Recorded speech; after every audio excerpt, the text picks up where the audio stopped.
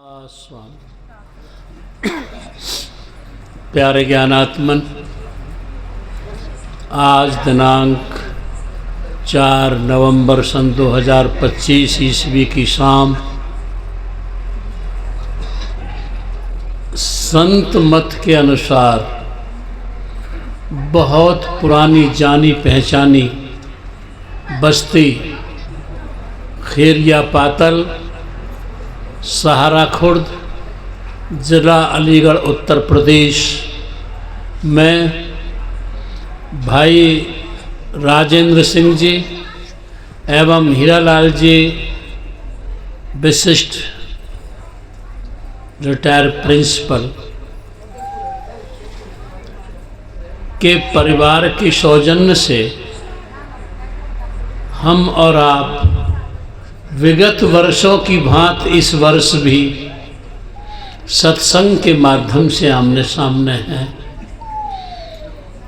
मनुष्य की उपस्थिति, आमना सामना संसार के बहुत से कार्यों के माध्यम से होते रहते हैं, लेकिन अगर हमारे तुम्हारे आमना सामना सत्संग के माध्यम से होता है तो ये जीवन का परम श्रेष्ठ शुभ अवसर होता है और मनुष्य का परम सौभाग्य होता है। क्योंकि आज आधुनिकता और भौतिकवादता के युग में मनुष्य ने अपनी आवश्यकताएं और अपनी मान्यताएं इतनी उथली कर ली हैं कि वो सत्संग के लिए या परमात्मा की परमार्थ कार्य के लिए या भजन ध्यान के लिए अपने व्यस्त जीवन में से कुछ क्षण निकालना पागलपन समझता है। और ये तुम देख रहे होगे जिन घरों से संतों के सदुपदेश सत्संग विदा हो जाते हैं, उन घरों में शैतान का निवास होता है और संस्कार विहीनता आने वाली पीढ़ियों में, वर्तमान की पीढ़ियों में समा जाती है। और जब कोई भी परिवार या समाज संस्कार विहीन हो जाता है, उसकी जिंदगी में से महान पुरुषों की सत्शिक्षाएं लुप्त हो जाती हैं।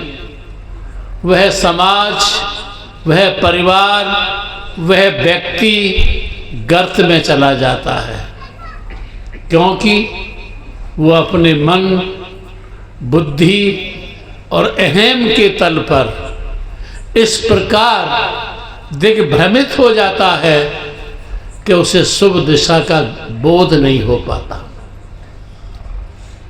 तो मास्टर हीरालाल जी, राजेंद्र जी का परिवार अपनी नेक कमाई में से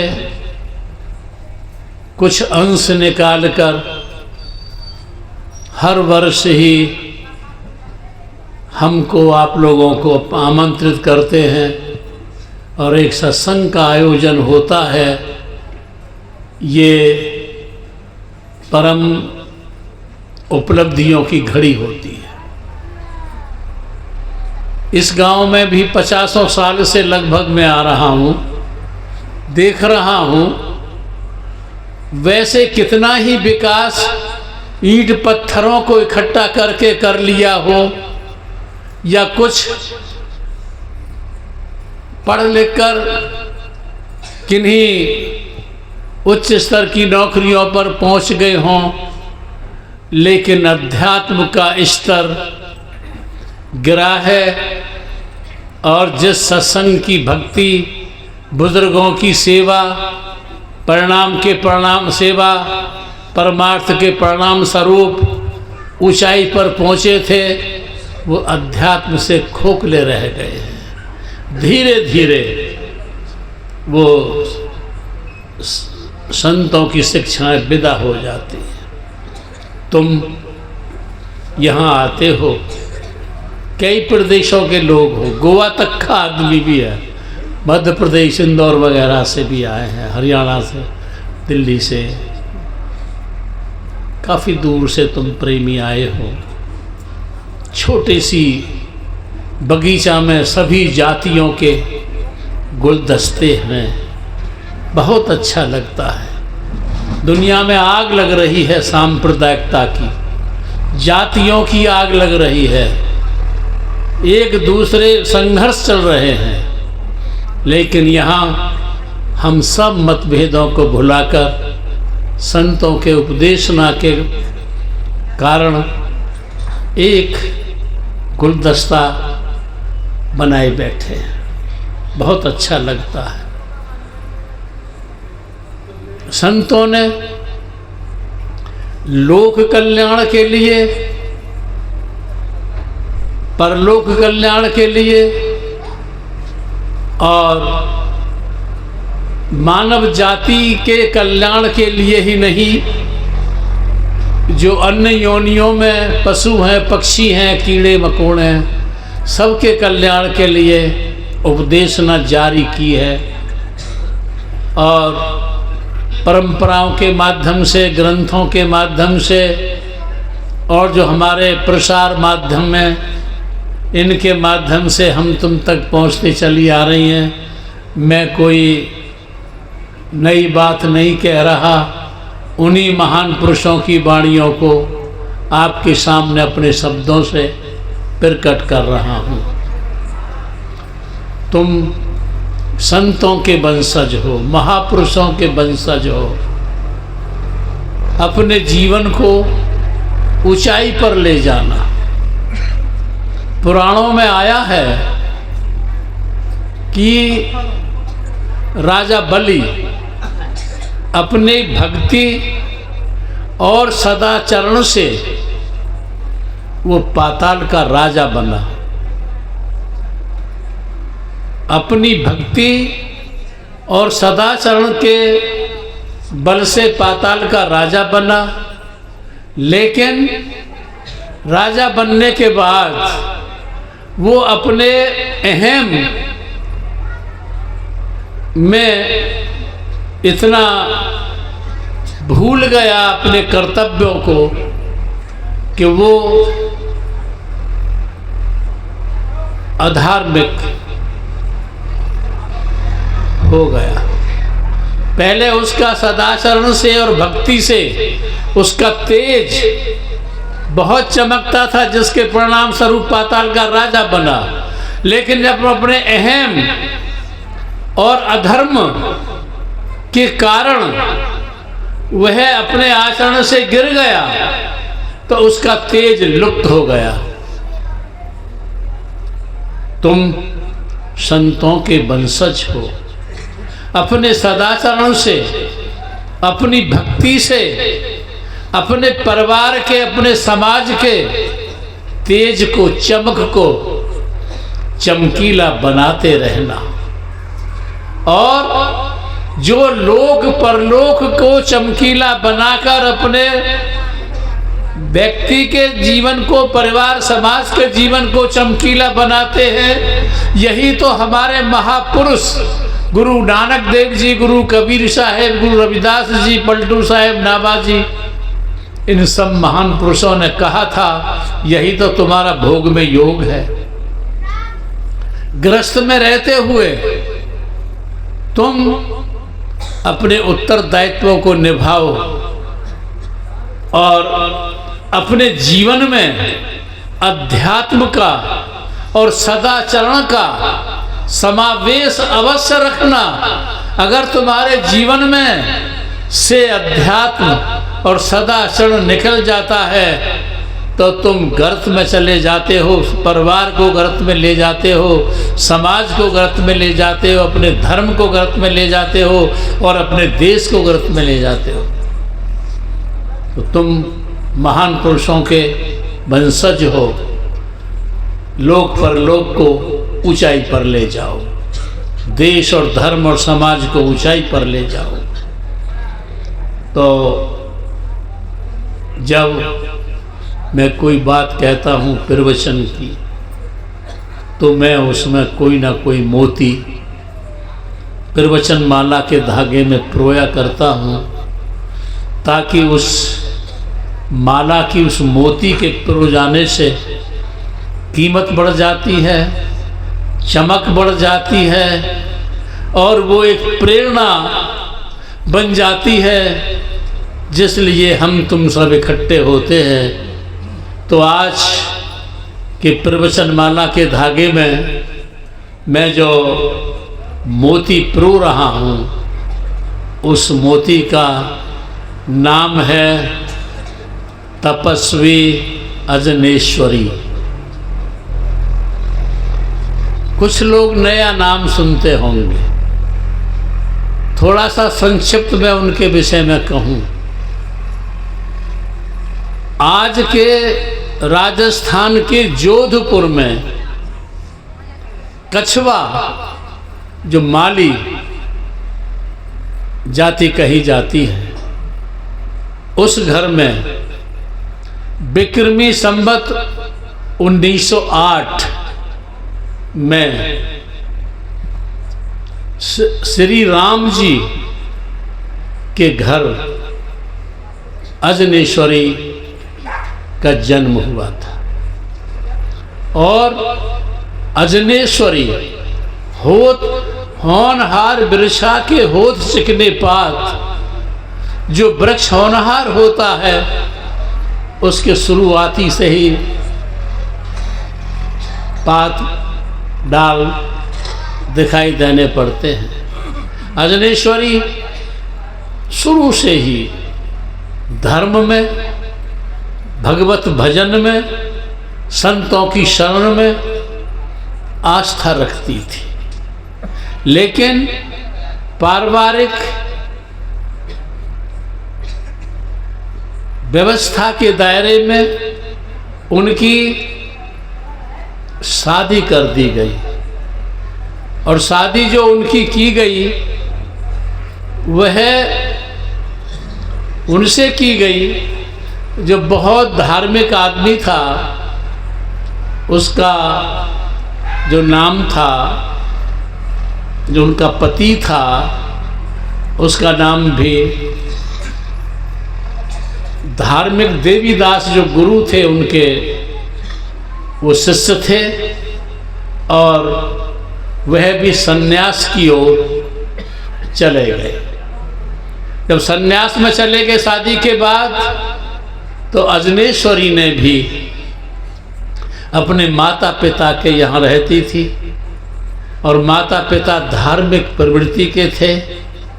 उन्होंने, माता पिता धार्मिक थे, तो अपने पिता से दीक्षा लेकर, गुरु दीक्षा लेकर तीर्थाटन के लिए चली गई।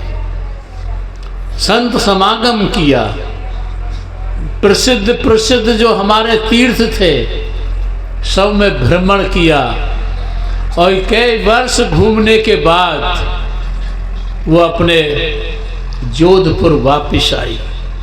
और वापिस आने पर उसके धर्म उपदेश को सुनकर बहुत महिलाओं को प्रेरणा मिली, और उन्होंने भी भगवत भजन करना शुरू कर दिया। उनकी इस ख्याति को देखकर, अजनेश्वरी की ख्याति को देखकर, कुछ लोग जिन्हें कुछ लेना देना नहीं होता है, वो अच्छाई मार्ग पर चलने वालों से वैसे ही घृणा कर बैठते हैं, द्वेष करते हैं, जलन करते हैं, प्रतिस्पर्धा करते हैं। ऐसे ही अजनेश्वरी से कुछ लोग द्वेष रखने लगे, करने लगे।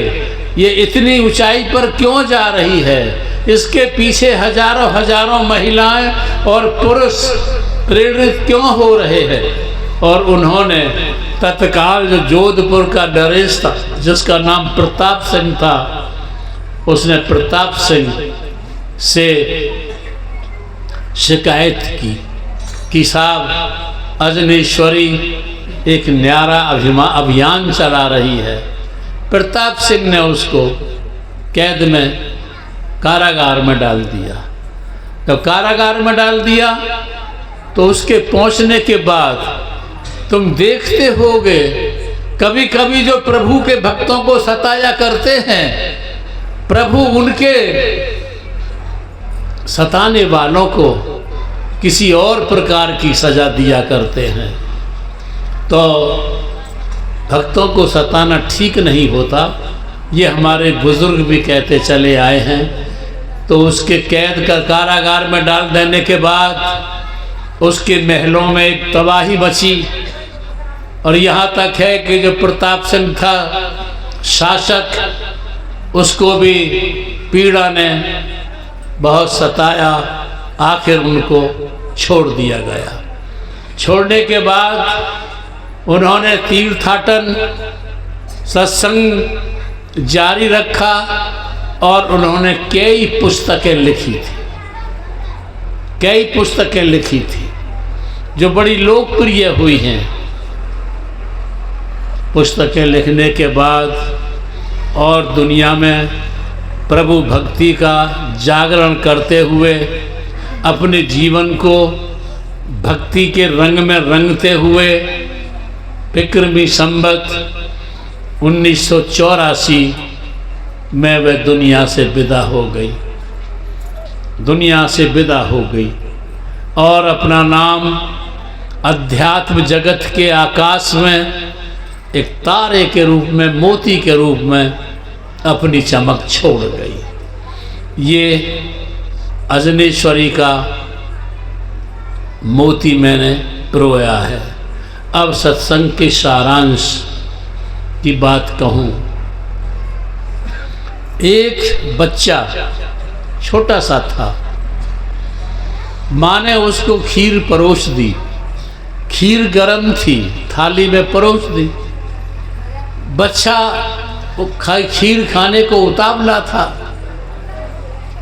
उसने बीच थाली में अपने हाथ को खीर उठाने के लिए डाला और ज्यों ही गरम खीर थी उसके हाथ की उंगलियां जलने लगी और उसने उन उंगलियों को अपने मुंह में फूंक लगाने के लिहाज से मुंह में डाल दिया ताकि मुंह की हवा से मेरी उंगली ठंडी हो जाए।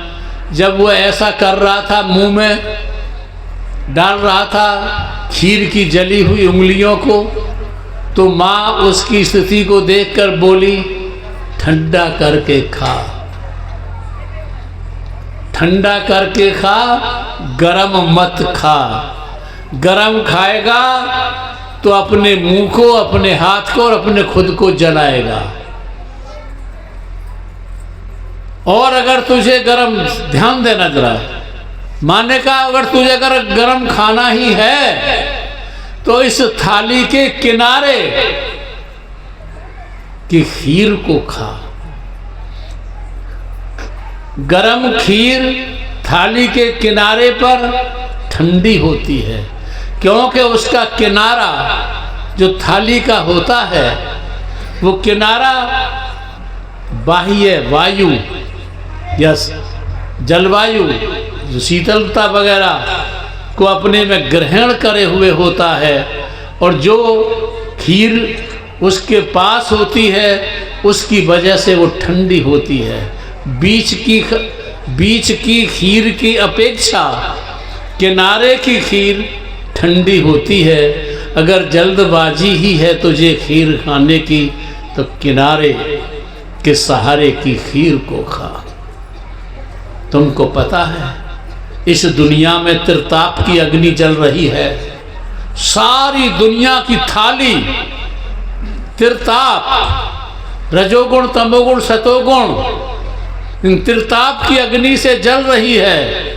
लेकिन वही लोग इस ताप से, इस गर्मी से बचे हुए हैं जो किनारे पर रह रहे हैं, तटस्थ हो रहे हैं, जो किनारे पर रह कर के दृष्टा बन करके देख रहे हैं, वो लिप्त नहीं हो रहे हैं। जैसे कोई मधुमक्खी होती है, वो शहद के कटोरे के बीच में बैठ जाती है, लिथर पिथर होती है पंखों से, पैरों से, और उसी में लिथर पिथर होकर मर जाती है। लेकिन जो समझदार मक्खी होती है, वह कटोरे के किनारे पर पैर पंख लगाती है, पैर जमाती है और अपने मुंह से शहद को पीती है, पंखों को फ्री रखती है और शहद पीने के बाद उड़ जाती है, लिथर पिथर होकर नहीं मरती। ऐसे ही जो संत महात्मा हमारे बुजुर्ग इस दुनिया में आए हैं, वो किनारे पर रह करके इस दुनिया को देखते हैं, दुनिया में लिप्त नहीं होते हैं, दुनिया में डूबते नहीं हैं, दुनिया में लिथर पिथर होकर मरते नहीं हैं। वो किनारे पर रह करके और जब चाहे उड़ जाते हैं। संत सतगुरु कहते हैं कि तुम संतों के बच्चे हो, लिथर पिथर हो के मत मरना, ताप की अग्नि में मत जलना, संतों के सदुपदेश की, सार शब्द की ठंडक इस ताप से बचाने के लिए संत महात्माओं ने उसकी युक्ति सिखा दी है।